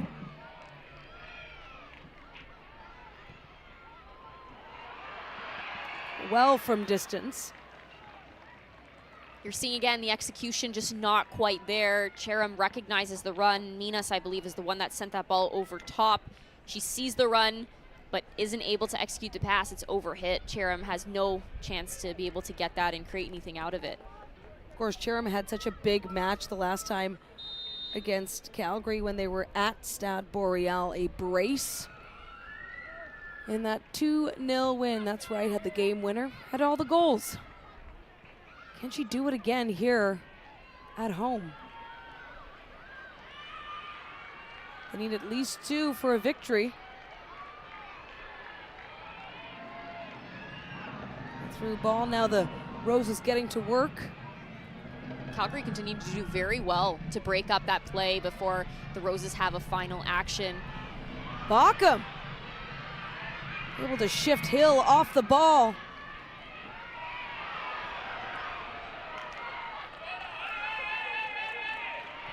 She's asking for it, knowing that there's a tug on her jersey.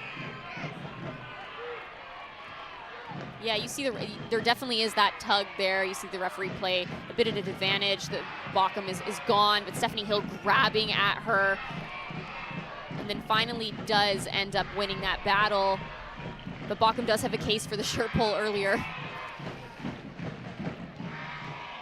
Bockham came to Wild FC from the DC Power. Now a chance here, in close, and it's, wow!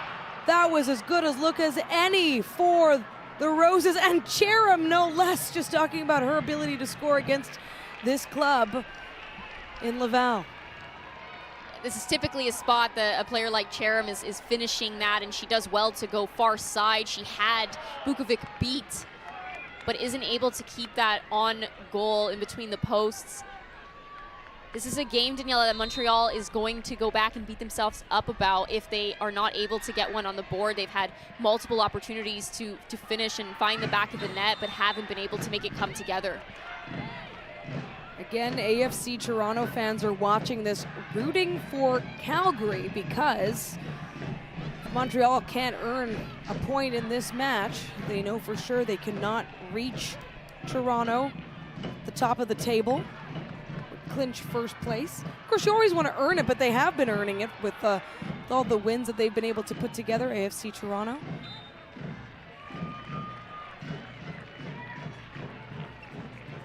Meanwhile, Vancouver fans are rallying here for a draw or a Calgary defeat. Although they can also win their way into the postseason with at least a draw in the very next match.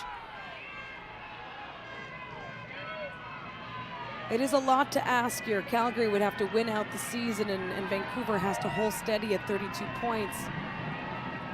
A set play quickly denied there. Looked like Bockham even got a piece of it.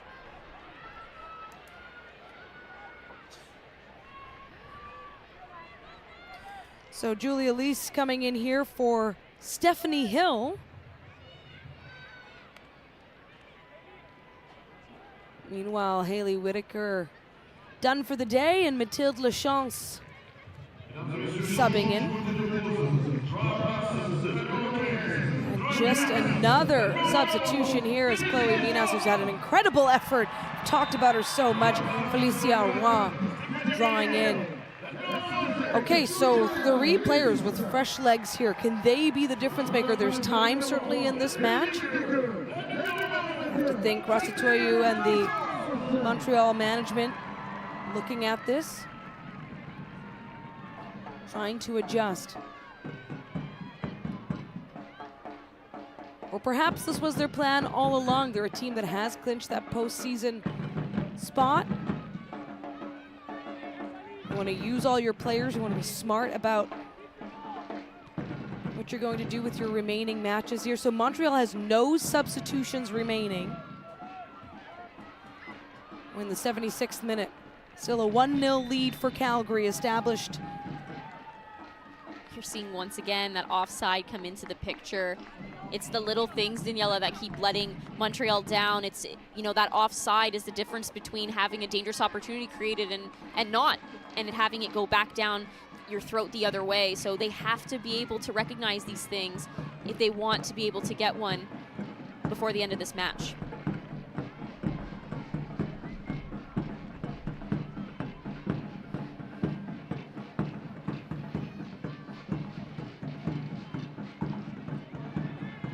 Montreal home crowd sort of matching the kit colors. You see the pink, blue in the stands.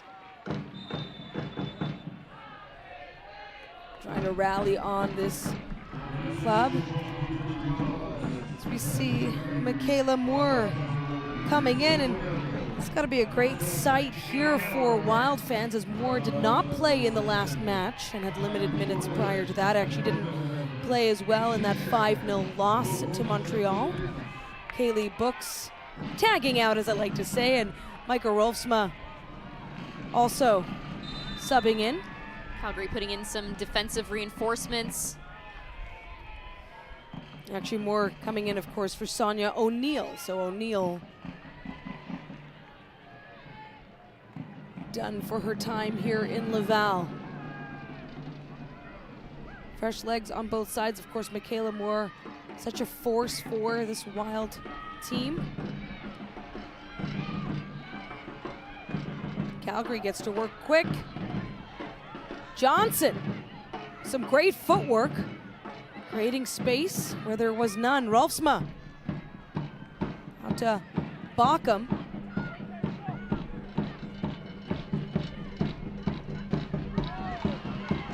Calgary, just feel the confidence here.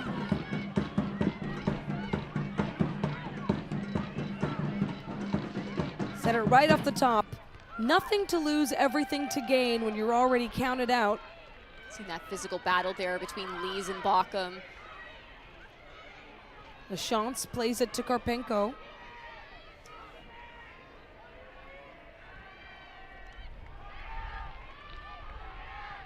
Savitsky at the center line. Just look at the shots this half. Montreal's had the bulk of it, but 3 on target, none on target for Calgary. And as we mentioned, Montreal still, for the most part, is dominating this game. It's not for a lack of chances, it's just for a lack of execution right now that the scoreline is staying the way it has been. Possession has been 66% for Montreal. Here they are. Can't hold it. Very dangerous. 20 of their 27 goals scored inside the box. Now Bockham comes up on the back. Bockham finds the back of the net as well. Calgary, second goal of the match. And I believe that's Bockham's Yes, first. she opens her account in the NSL. You can see that shove there on the back of Lee's. I mean, Bockham does very well to continue that play on. She cuts across Capadona and then is able to find the back of the net, but she definitely does shove Lee's down with a forearm to the back.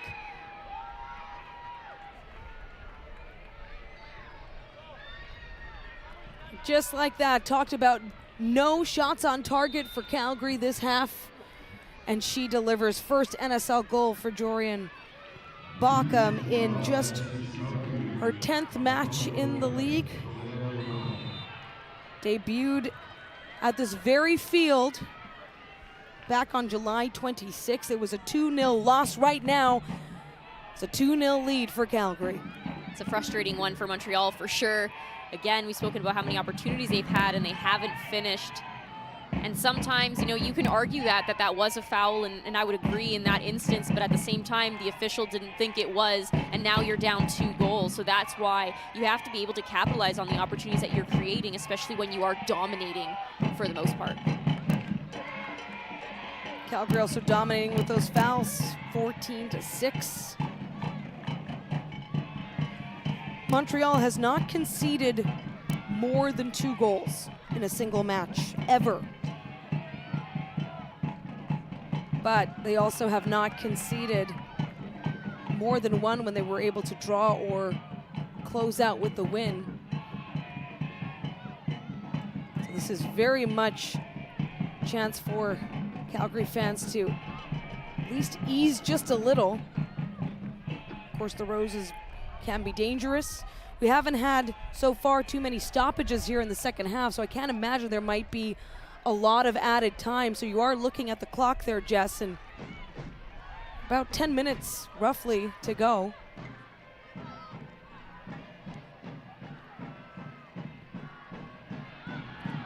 Yeah, you absolutely don't need, you know, that's plenty of time.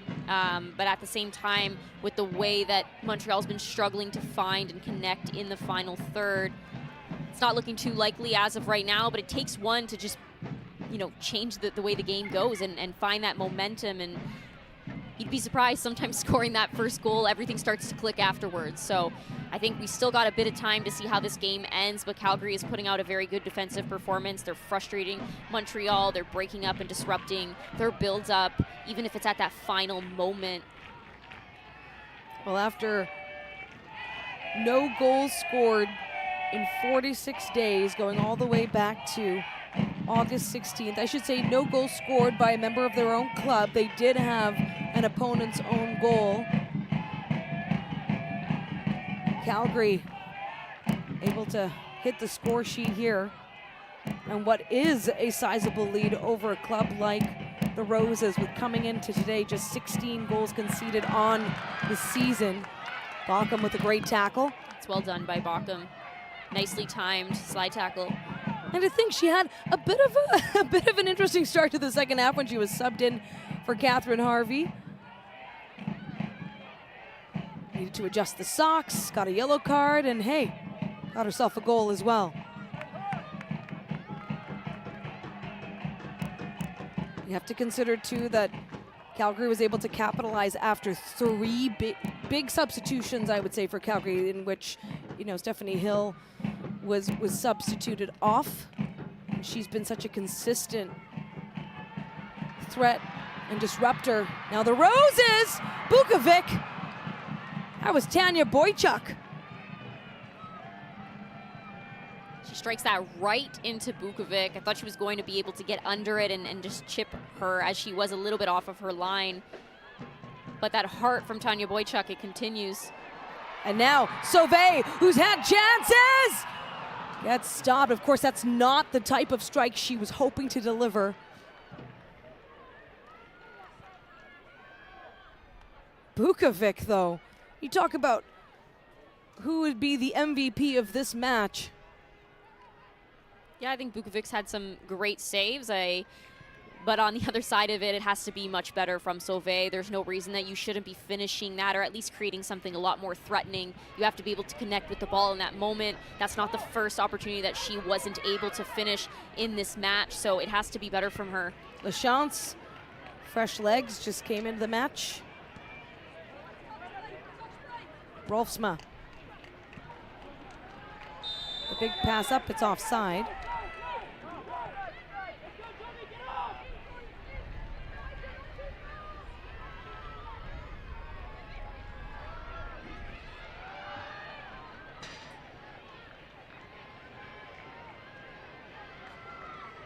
Calgary, confident. Now defending. See Boychuk looking for an option.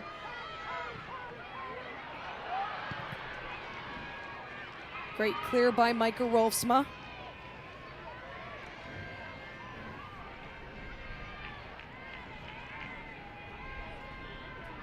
In the 85th minute, 2-0 for Calgary, goals in each half.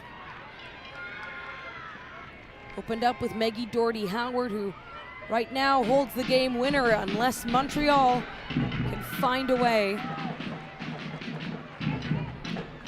It's well done by Calgary once again to not give up a corner kick there. Boychuk working right to the end line, but I believe it was Savitsky that put her body on the line there and ended up hitting it off of Boychuk to actually win that goal kick.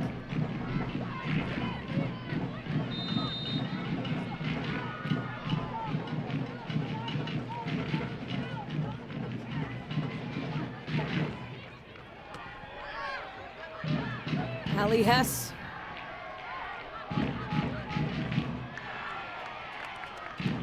Trying to do it all on her own and having some words with her teammates.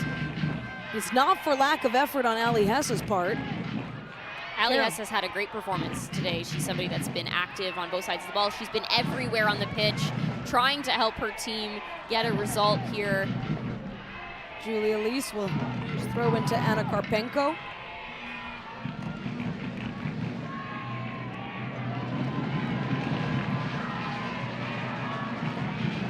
Abadona. We're seeing Calgary just sit back comfortably.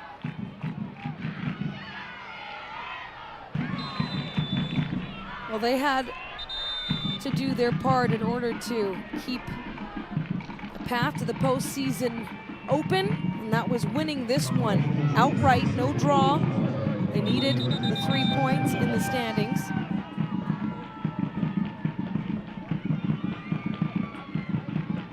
Another booking here, it'll be the third yellow card of the match. Mathilde Lachance picking that one up.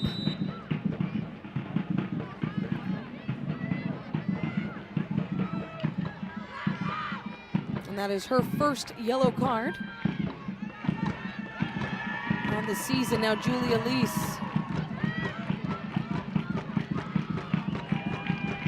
Trying to create some space there. Calgary doing a good job here at forcing Montreal to play in their own half and having no options to go forward, but instead have to continuously go back to Karpenko or to Lees, which automatically eliminates any sort of threat. The far side now Montreal. Jody Smith unable to keep that in play.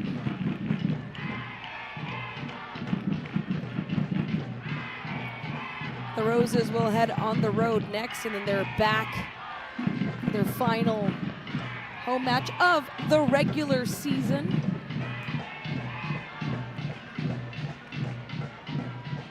The only thing that changes for the Roses, if they are defeated in this match, is that first place it'll be taken. It'll be officially claimed by AFC Toronto. But they could certainly work up to second place and finish ahead of Ottawa or potentially Vancouver. They're still in the mix there. It's a frustrating matchup so far for the Roses, especially with knowing what was on the line, right? You want to be able to clinch that first place spot. And the fact that they dominated this matchup as far as possession, as far as being more purposeful and creating dangerous opportunities, but they just haven't been able to bring it together to be able to finish their chances, and some of which should have been guaranteed goals. You know, you're inside the 6-yard box, passing it by Bukovic should be a simple task, but instead they're playing it straight into her arms, not testing her at all. So it needed to be better from them throughout the entirety of this match in that final third. And you can see, I mean, I don't want to take away credit from Calgary as well. They've been solid defensively. They've put that fight out. They said that they, from the beginning, were going to bring the heart, bring the fight and the intensity, and that's exactly what they did. And Ali Hess to get into the box. Tanya Boychuk just outside of it. Final minutes here.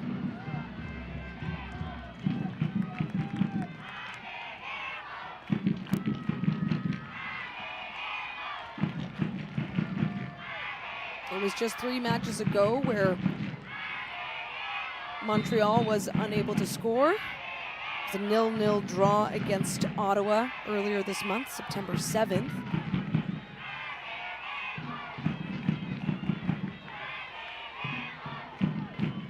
This will be their first loss since August 30th.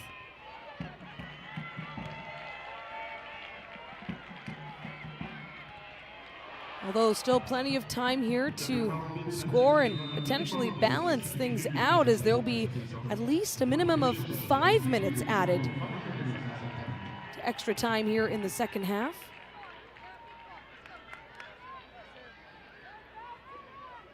It's a stunning fall colors in the backdrop in Laval at Stade Boreal. See Bukovic trying to waste a little bit of time. Shave off all the seconds possible. This is the final road game as well for Calgary, as they'll play their next 3 remaining matches in the regular season at home. It's funny, they're not necessarily fans of the slimmer pitch here, but it's been advantageous for them today. McMahon Stadium in Calgary, of course, a much wider field. Hess trying to get ahead of it. Bilbao. You just feel the frustration.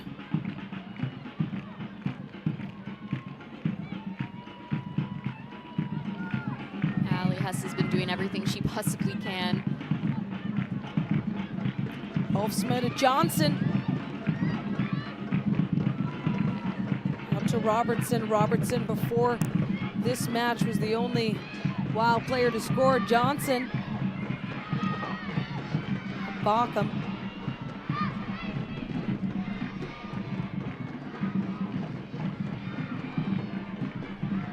Minute 45 into this added time.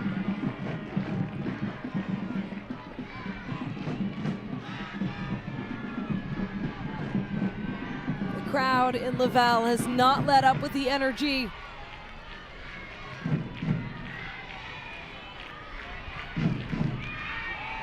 It's well done. Yeah, just a great tap. Keep the ball ahead. Boychuk.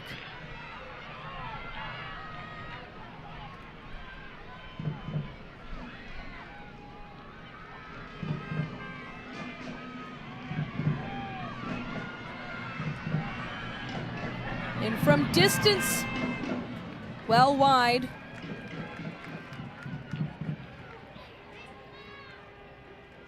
Seeing again, Daniela, just seems to be a repetitive thing in this matchup, specifically in the second half, wasting those opportunities to create something dangerous. Boychuk was forced to sort of hold up play there and wasn't able to continue to drive forward because she didn't have numbers around her. Ali Hess doing everything to get her that ball, a nice little cheeky back heel. But then ultimately that final action from Jody Smith to get the ball in the box finds nobody. It's overhit, doesn't hit the runners.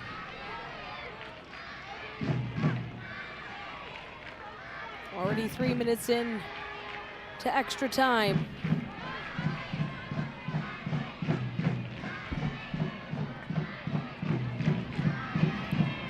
Montreal Head coach Robert Rassatoyu saying your confidence and humility, and they will certainly have a lot to learn from this match going into the rest. They know they have more matches beyond the regular season. One thing we knew for certain too, Daniela, is we were not going to get a repeat of a 5-0 win. Last time, Montreal was fantastic in all 4 phases of the match, but it wasn't a great performance by Calgary. Cherem is down, but there's the whistle there.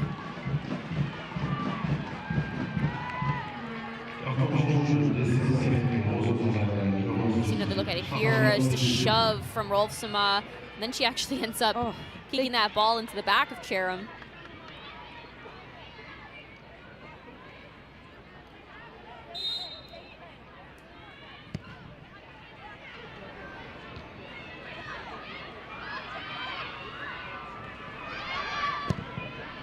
Rolfsema versus Karpenko. Get the grab, and in that time there was a yellow card assessed to Charlotte Bilbao of Montreal.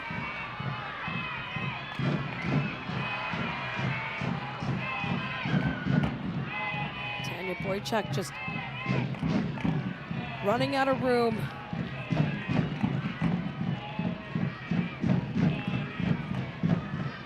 Out of room, but also the ball that she's being fed. There's not much that she can do with it. It has to be better from Smith. She's playing in behind her.